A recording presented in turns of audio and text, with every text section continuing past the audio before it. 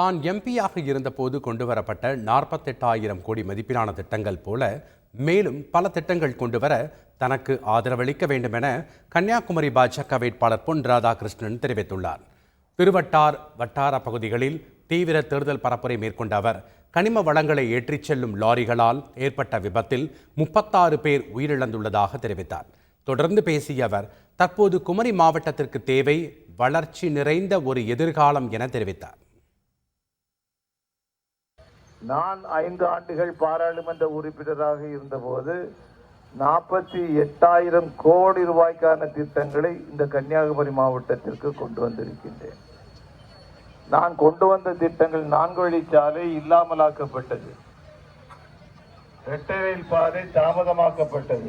இப்போது நம்முடைய மாவட்டத்திற்கு தேவை வளர்ச்சி நிறைந்த ஒரு எதிர்காலம். இந்த மாவட்டத்தினுடைய கனிம வளங்கள் கடத்தப்படுவது நிறுத்தப்பட்டாக வேண்டும். செய்திகளை உடனுக்குடன் தெரிந்து கொள்ள உடனே சப்ஸ்கிரைப் பண்ணுங்க.